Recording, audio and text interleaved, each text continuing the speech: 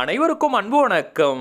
நான் உங்கள் Karthik. Welcome to mind soldier YouTube channel. நம்ம யூடியூப் சேனல்ல மனதை பயன்படுத்தி நம்முடைய இலக்குகளை துல்லியமாகவும் விரைவாகவும் எப்படி அடைவதுன்னு பார்த்துட்டு இருக்கோம். அந்த வகையில இன்னைக்கு நம்ம பார்க்க போறது, நீங்கள் விரும்பும் நபர் எப்பவும் உங்களுக்கு போன் கால் செய்து பேசிக்கொண்டே இருக்க மிக மிக எளிமையான வழி. இந்த வீடியோக்குள்ள போறதுக்கு முன்னாடி நம்ம சேனலை இப்பதான் நீங்க ஃபர்ஸ்ட் டைம் பாக்குறீங்கன்னா மறக்காம சப்ஸ்கிரைப் பண்ணிக்கோங்க.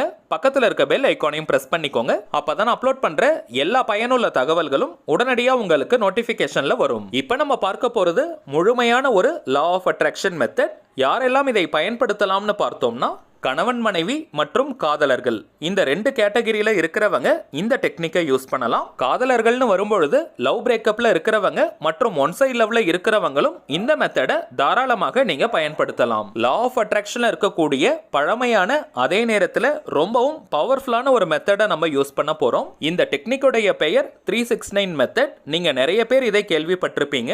இந்த 369 அப்படின்ற நம்பருக்கு பார்த்தீங்கன்னா அதீதமான ஆற்றல்கள் இருக்கு. உலகின் தலை சிறந்த விஞ்ஞானிகளில் ஒருவரான நிக்கோலா டெஸ்லா அவர்கள் கூட பார்த்தீங்கன்னா இந்த 369 அப்படின்ற நம்பரை அடிக்கடி பயன்படுத்தி இருக்காரு. இந்த நம்பர்ஸ்குள்ள மிகப்பெரிய சீக்ரெட் இருக்கிறதாகவும் அவர் மென்ஷன் பண்ணியிருக்காரு. ஹோட்டல் ரூம்ல அவர் ஸ்டே பண்ணும் பொழுது கூட அவர் தங்கி இருக்கக்கூடிய அந்த அறையினுடைய எண்கள் பார்த்தீங்கன்னா சிங்கிள் டிஜிட் நம்பர் 369ல முடிகிற மாதிரியான எண்களாகத்தான் இருக்கும். இதையும் தாண்டி 369 அப்படின்றது ஒரு வகையான ஏஞ்சல் நம்பர். ஸோ இந்த 369 அப்படின்ற நம்பரை அடிப்படையாக வச்சு லா ஆஃப் அட்ராக்ஷன்ல ஒரு பழமையான மெத்தட் இருக்கு. அதை தான் இப்ப நம்ம பார்க்க போறோம். விரும்பிய நபர் நமக்கு அடிக்கடி போன் கால் செய்து பேசிக்கொண்டே இருக்க பவர்ஃபுல்லான ஒரு அஃபர்மேஷன் சென்டென்ஸை இந்த மெத்தட்ல நம்ம யூஸ் பண்ண போறோம். இந்த அஃபர்மேஷன்ஸ்னா என்னன்றத ஆல்ரெடி பல பதிவுகள்ல பார்த்திருக்கோம். சுய பிரகடனம், பாஸ்ட் டென்ஸ்ல அல்லது பிரசன்ட் டென்ஸ்ல இருக்கக்கூடிய பாசிட்டிவான ஒரு வாக்கியத்தை நம்ம எடுத்துக்கணும். அதை ரிப்பீட்டடா நம்ம எழுதினாலோ அல்லது சொல்லிக்கிட்டே இருந்தாலோ அந்த வாக்கியம் நம்முடைய ஆழ்மனதில் பதியும். எந்த ஒரு விஷயமோ அல்லது கருத்தோ நம்முடைய ஆழ்மனதில் பதிந்து விட்டால் அது நம் வாழ்க்கையின் நிஜங்களாக மாறும். அதை யாரு நினைச்சாலுமே தடுத்து நிறுத்த முடியாது. அப்படிப்பட்ட ஒரு பவர்ஃபுல்லான வாக்கியத்தை தான் இந்த 369 மெத்தட்ல நம்ம யூஸ் பண்ண போறோம். இது ஒரு முழுமையான லா ஆஃப் அட்ராக்ஷன் மெத்தடா இருக்கிறதுனால எந்த நாள் எந்த கிழமை வேணாலும் நீங்க ஸ்டார்ட் பண்ணலாம். இதுல எந்த ஒரு மந்திரங்களோ தாந்திரிகங்களோ கிடையாதுங்க. அதனால எல்லா மதத்தினருமே இதை தாராளமாக பயன்படுத்தலாம். பெண்களாக இருந்தாலும் தீட்டு நாட்கள்ல நீங்க பிரேக் எடுக்கணும்ன்ற அவசியம் கிடையாதுங்க. டோட்டலா 21 நாளைக்கு 21 டேஸ்க்கு இந்த மெத்தடை தொடர்ந்து நம்ம ஃபாலோ பண்ணணும். ஒரு நாள் கூட பிரேக் எடுக்க கூடாதுங்க. இன்கேஸ் நம்ம ஒரு நாள் பிரேக் எடுத்துட்டாலும் கூட திரும்பவும் ஃபர்ஸ்ட்ல இருந்தாங்க இந்த மெத்தடை ஸ்டார்ட் பண்ணணும். ஆல்ரெடி நம்ம பார்த்ததை போல எந்த நாள் எந்த கிழமை வேணாலும் இதை நீங்க ஸ்டார்ட் பண்ணலாம். நெக்ஸ்ட் டைமிங்ஸ் பார்த்தோம்னா, ஒரு நாளைக்கு 3 வேளைகள் இப்ப நம்ம பார்க்க போகும் வாக்கியத்தை எழுதணும். காலை நேரம், மதியம் அல்லது சாயங்காலம் மற்றும் இரவு நேரத்தில் இந்த மெத்தடை நம்ம ஃபாலோ பண்ணணும். ஒரு நாளைக்கு 3 வேளைகள் இந்த மெத்தடை நம்ம யூஸ் பண்ணணும். குறிப்பிட்ட நேரத்தில் தான் இதை ஃபாலோ பண்ணணும்னு கிடையாதுங்க. மார்னிங்ல எந்த டைம் வேணாலும் நீங்க யூஸ் பண்ணலாம். அதே போல மதியம் அல்லது சாயங்காலத்திலையும் எந்த டைம் வேணாலும் நீங்க யூஸ் பண்ணலாம். இரவு நேரத்தில் நீங்க டின்னர் முடிச்சிட்டு கூட இந்த மெத்தடை ஃபாலோ பண்ணலாம். அல்லது சாப்பிட்றதுக்கு முன்னாடி கூட இந்த மெத்தடை நீங்க யூஸ் பண்ணலாம். இப்போ நம்ம பார்க்க போகும் பவர்ஃபுல்லான அந்த வாக்கியத்தை காலையில் 3 முறை எழுதணும். மதியம் அல்லது சாயங்கால நேரத்தில் 6 முறை 6 டைம்ஸ் நம்ம எழுதணும். அதே போல இரவு நேரத்தில் 9 முறை எழுதணும். அதுதாங்க 369 மெத்தட். 21 நாளைக்கு இதை நம்ம கண்டினியூஸா ஃபாலோ பண்ணணும். 21 டேஸ் இந்த மெத்தடை நம்ம ஃபாலோ பண்றதுனால பேப்பர்ல நீங்க எழுத வேண்டாம். ஒரு நோட் புக்கை ஃப்ரெஷ்ஷா நீங்க வாங்கிக்கோங்க. ஆல்ரெடி வீட்டில் நீங்க ஃப்ரெஷ்ஷா நோட் புக் வச்சிருக்கீங்கன்னா அதை கூட பயன்படுத்திக்கலாம். டைரி கூட யூஸ் பண்ணிக்கலாம், தவறு கிடையாதுங்க. ஆனால் ரொம்பவும் பழைய அல்லது கிழிந்து போன நோட் புக்குகளை நீங்க யூஸ் பண்ணாதீங்க. கொஞ்சம் நீட்டா இருக்கிற மாதிரியான நோட் புக்கா பார்த்து பயன்படுத்துங்க. புதியதாக நோட் புக் வாங்க போறவங்க அன்ரூல்டு நோட் புக், அதாவது கோடு போடாத நோட் புக்கா பார்த்து வாங்குங்க. அதுல ஒரு நல்ல ஃப்ரெஷ்னஸும் எனர்ஜியும் நமக்கு கிடைக்கும். வீட்ல நீங்க ஆல்ரெடி நோட் புக் வச்சிருக்கீங்க, அது கோடு போட்ட நோட் புக்காக இருந்தாலும் அதை நீங்க பயன்படுத்தலாம், தவறு கிடையாதுங்க. புதியதாக வாங்க போறவங்க மட்டும் அன்ரூல்ட வாங்கி நீங்க யூஸ் பண்ணுங்க. நெக்ஸ்ட் எழுதும் நிறம் பார்த்தீங்கன்னா கிரீன் கலர் அல்லது ப்ளூ கலர் மட்டும் தாங்க இருக்கணும். கிரீன் கலர் அல்லது ப்ளூ கலர்ல எழுதக்கூடிய பென், பென்சில், மார்க்கர், ஹைலைட்டர், ஸ்கெட்ச்னு எதை வேணா நீங்க யூஸ் பண்ணிக்கலாம். ஆனால் இந்த 2 கலர்ல மட்டும் தாங்க எழுதணும். வேற நிறத்தை நம்ம பயன்படுத்த கூடாது. ஒவ்வொரு நிறங்களுக்கும் கூட பார்த்தீங்கன்னா ஒவ்வொரு விதமான ஆற்றல்கள் இருக்கு. அதனால தாங்க இந்த மெத்தடுக்கு கிரீன் அல்லது ப்ளூ கலர் பெண்ணை நம்ம யூஸ் பண்ணணும்னு பார்த்தோம். அடுத்த முக்கியமான விஷயம், இந்த வாக்கியத்தை ஒவ்வொரு முறையும் நீங்க எழுதும் பொழுது உங்களுடைய மனநிலை எப்படி இருக்கணும்னு பார்த்தீங்கன்னா, நீங்கள் விரும்பும் அந்த குறிப்பிட்ட நபர் உங்களுக்கு அடிக்கடி ஃபோன் கால் செஞ்சு நீங்க சந்தோஷப்படுவதை போல பேசிக்கிட்டே இருந்தாங்கன்னா எவ்வளவு நீங்க மகிழ்ச்சியா ஃபீல் பண்ணுவீங்களோ அந்த ஒரு ஹாப்பினஸை எக்ஸாக்டா நீங்க கொண்டு வரணும். அந்த உணர்வு நிலையை வெளிப்படுத்திக்கிட்டே இப்ப நம்ம பார்க்க போகும் வாக்கியத்தை நீங்க எழுதணும். குறிப்பாக பிரேக்கப் லவ்ல இருக்கிறவங்க மற்றும் ஒன் சைட் லவ்ல இருக்கிறவங்களுக்கு எந்த விதமான நெகட்டிவ் தாட்ஸும் இருக்க கூடாதுங்க.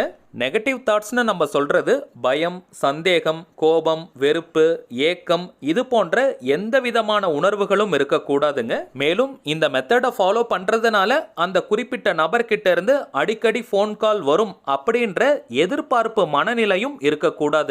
அட் பிரசன்ட் ரைட் நவ் அந்த குறிப்பிட்ட நபர் உங்களுக்கு ஃபோன் கால் செஞ்சு பேசிக்கிட்டே இருக்காங்க. ஸோ நீங்க ரொம்ப சந்தோஷமா ஃபீல் பண்றீங்க. அதை நீங்க உணரணும். இதற்கு மேல ஃபோன் கால் வரப்போகுதுன்னு அந்த எதிர்பார்ப்பு மனநிலை இருக்கக்கூடாதுங்க. கரண்டா உங்களுக்கு ஃபோன் கால் வந்துகிட்டே இருக்கு, நீங்க சந்தோஷமா பேசிக்கிட்டே இருக்கீங்க. இந்த உணர்வு நிலையோட தாங்க இப்ப நம்ம பார்க்க போகும் வாக்கியத்தை எழுதணும். சரி வாங்க அந்த வாக்கியம் என்னன்றத பார்க்கலாம். நம்ம டிஸ்பிளேல கூட தெரியுது பாருங்க. Thank you universe. X is constantly texting and calling me with love and affection. இந்த வாக்கியத்துல எக்ஸ்னு இருக்கக்கூடிய இடத்திற்கு பதிலாக நீங்கள் விரும்பும் அந்த குறிப்பிட்ட நபருடைய பெயரை எழுதணும். உதாரணத்திற்கு அவருடைய பெயர் ராஜான்னு இருந்ததுன்னா thank you universe, Raja is constantly texting and calling me with love and affection. அவங்க பெயர் ராணின்னு இருந்ததுன்னா thank you universe, Rani is constantly texting and calling me with love and affection. அவ்வளவுதாங்க. மிகவும் எளிமையான வாக்கியம். இப்படி தாங்க நீங்க எழுதணும். நேம் யூஸ் பண்றதுல நிறைய பேருக்கு குழப்பங்கள் இருக்கும். எந்த பெயரை பயன்படுத்தணும்னு அந்த குறிப்பிட்ட நபரை நீங்க எப்படி கூப்பிடுவீங்களோ அந்த நேமை நீங்க யூஸ் பண்ணுங்க.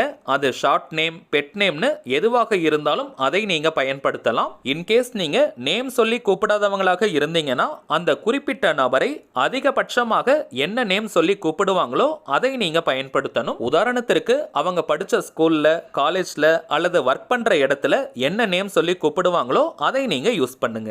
இப்ப நம்ம பார்த்த வாக்கியத்தை காலையில 3 முறை நீங்க எழுதணும். மதியம் அல்லது சாயங்கால நேரத்துல 6 முறை நீங்க எழுதணும். இரவு நேரத்துல 9 முறை நீங்க எழுதணும். இதே போல 21 டேஸ்க்கு நீங்க ஃபாலோ பண்ணணும். அதிகபட்சமாக ஒரு வாரத்துக்குள்ளேயே பார்த்தீங்கன்னா நல்ல ரிசல்ட் உங்களுக்கு தெரியும். ரிசல்ட் கிடைச்ச உடனே அப்படியே நீங்க டிராப் பண்ணிட கூடாதுங்க. 21 நாளைக்கும் இந்த மெத்தடை நீங்க ஃபாலோ பண்ணணும். நடுவுல ஸ்டாப் பண்ண கூடாதுங்க. அதே போல 21 நாட்கள் முடிஞ்சதற்கு பிறகு நீங்க எழுதி வச்சிருக்க கூடிய அந்த நோட் புக்கை நீங்களே வச்சுக்கலாம். அதை வேணாம்னு நீங்க நினைச்சீங்கன்னா அந்த பேப்பர்ஸை மட்டும் நீங்க கிழிச்சிட்டு 21 நாட்கள் முடிஞ்சதற்கு பிறகு அதை நீங்க மொத்தமா எரிச்சிடுங்க. இன்னொரு முக்கியமான விஷயம், எக்காரணத்தை கொண்டும் அந்த குறிப்பிட்ட நபருக்கு இப்படி ஒரு மெத்தட் நீங்க ஃபாலோ பண்ணது தெரியவே கூடாதுங்க. அந்த நபர் அடிக்கடி உங்களுக்கு ஃபோன் கால் செஞ்சு பேசும்பொழுதும் கூட இப்படி ஒரு மெத்தடை ஃபாலோ பண்ணதை அவங்க கிட்ட நீங்க ஷேர் பண்ண கூடாதுங்க. கரண்டா நீங்க எந்த ஒரு லா ஆஃப் அட்ராக்ஷன் மெத்தடும் ஃபாலோ பண்ணல அல்லது ஒரே ஒரு மெத்தட் மட்டும் ஃபாலோ பண்றீங்கன்னா இதையும் நீங்க சேர்க்கலாம். ஆல்ரெடி 2 அல்லது 2க்கும் மேற்பட்ட லா ஆஃப் அட்ராக்ஷன் நீங்க யூஸ் பண்றீங்கன்னா இதை சேர்க்க வேண்டாம். எந்த அளவிற்கு ஹாப்பியா இந்த மெத்தடை நீங்க ஃபாலோ பண்றீங்களோ அந்த அளவிற்கு வேகமா உங்களுக்கு ரிசல்ட் கிடைக்கும். எந்த ஒரு எதிர்பார்ப்பும் இன்றி மகிழ்ச்சியா கேஷுவலா இந்த மெத்தடை நீங்க யூஸ் பண்ணுங்க. மின்னல் வேகத்துல உங்களுக்கு ரிசல்ட் கிடைக்கும். சரிங்க, அவ்வளவுதான் இந்த பதிவு. நிச்சயமா உங்களுக்கு பயனுள்ளதா இருந்திருக்கும்னு நினைக்கிறேன். மேலும் இந்த வீடியோ உங்களுக்கு பிடிச்சிருந்தா மறக்காம லைக் பண்ணுங்க. நம்ம சேனலையும் சப்ஸ்கிரைப் பண்ணிக்கோங்க. தேவைப்பட்டுச்சுன்னா உங்க ஃப்ரெண்ட்ஸ் அண்ட் ஃபேமிலிக்கு இந்த வீடியோவை ஷேர் பண்ணுங்க. அடுத்ததா இன்னொரு முக்கியமான தலைப்போட நான் உங்களை சந்திக்கிறேன். என்றும் அன்புடன் கார்த்திக். நன்றி.